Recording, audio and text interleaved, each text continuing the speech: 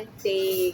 Okay, lives of being a writer. Ang tanong ko is, ang writer ba ay given na yan, namamana ba yan, o nadidevelop sa'yo, sa experience must be successful writer?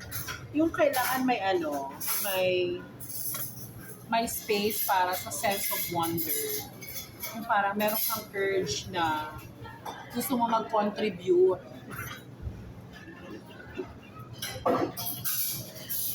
Parang gusto mo mag-contribute ng something na hindi pa naisusulat. Yeah. Oo nga, yun yung napansin ko sa'yo, tsaka masyado kang mapangahas. Sobrang hirap para sa akin na banggain yung, eto na, yung sa hetero topic mo, dissidents, bumangga ka ng mga existing writing ng iba't ibang authors. Anong layunin mo doon? Bakit tumindi from fiction story, tapos dito naging critics ka na dun sa second book Kaya mo? siguro dahil feeling ko, nung nagsulat sila ng mga articles na yun, may mga hindi sila nakita. Na nakita mo. Yun yung hiwaga, yung mystery ng pagiging writer mo, napakalalim. Saan ka umuhugot ng PC? Napansin ko yun Hindi siya hugot, kundi yung pagiging babad din sa pagbabasa. So, napakahirap kasi magsulat kung ikaw mismo hindi ka naman nagbabasa. So, yun yung So, oo, dapat. importante sa isang manunulat na bago ka magsulat ng isang topic, halimbawa, kahit pa paano nakabasa ka na rin ng mga taong nagsulat about that. Para nang sa ganun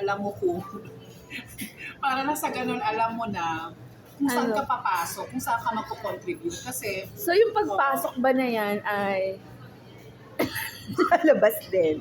may ano siya, Pasok-labas. parang may ano siya, maraming sumulat about this, and let's say isang topic.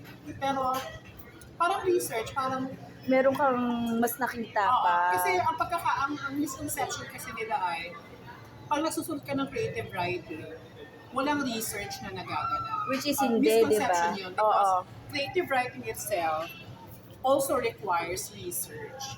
Kasi kailangan mong mag-research na yung parang nag-RRL ka din na ito sinulat na rin nila. Tapos at the end, sa mga nasulat nun, parang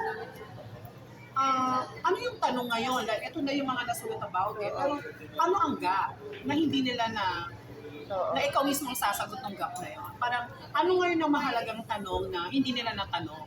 Yan. Tapos sasagutin mo yun with another creative word. So yung ikakat lang natin na kasi masyado ng mahaba. Meron pa akong isang mabigat na katanong. Sige, Actually, pagbabalik na ulit, kakain muna ako.